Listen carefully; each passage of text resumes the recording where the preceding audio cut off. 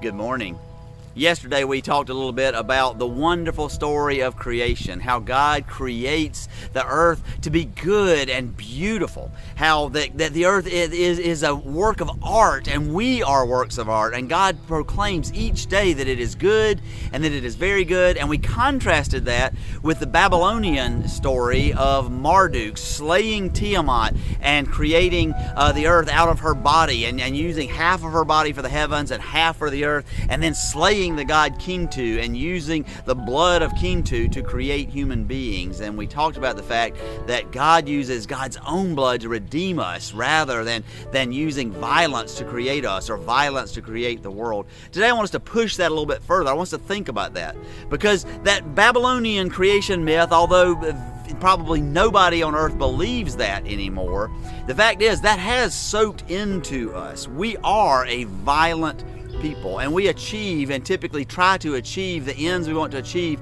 through violent means. And although we don't know that story, we kind of have this sense in us that if we aren't engaging in violence, then we can't possibly be making order out of chaos. We've almost lost the poetry and the artistry that is to live. A great example from Jesus' time, we talk about the Pax Romana, the Roman peace. Well, how did the Romans create peace? If you disagreed with them, they killed you. It was peace because anybody that got in their way, they just rolled over, and you either would bow to them to avoid being killed, or you would be killed. And either way, it was peace, but it wasn't real peace, and it wasn't God's kind of peace.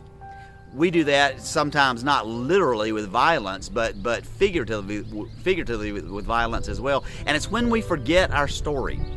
One of my favorite movies, I think, goes back to 1992, almost 30 years ago, the movie Hook. And in that movie, you have Peter Banning, who is actually Peter Pan, but he has forgotten that story. He's forgotten who he was and who he is.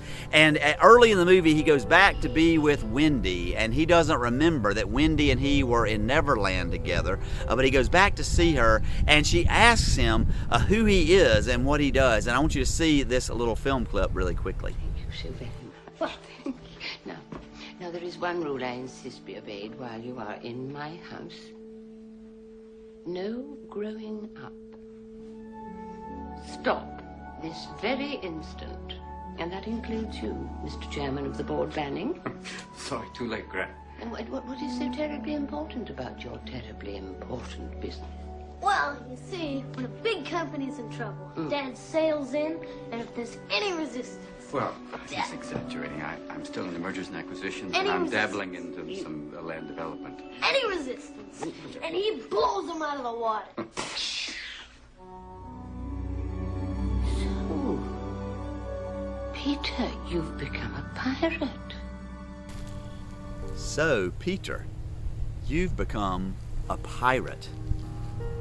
It's a damning indictment. Peter has forgotten his story, and he is now participating in that story that Marduk, the Babylonian story of Marduk and Tiamat, instead of participating in the story that we have the opportunity to participate in, to create order out of chaos, to bring beauty into the world. And so let me ask you this day to spend a little bit of time in confession. How is it that you take shortcuts, that you sail right in like Peter did and blast away any opposition, instead of finding ways to do things the way that Christ encouraged us to do, instead of doing things the way that God does things?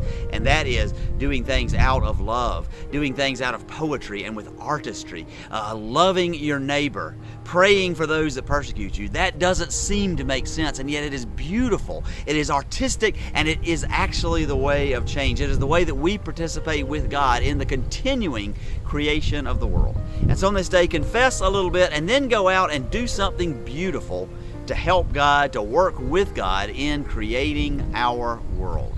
And we do this, of course, because God is with us. Amen.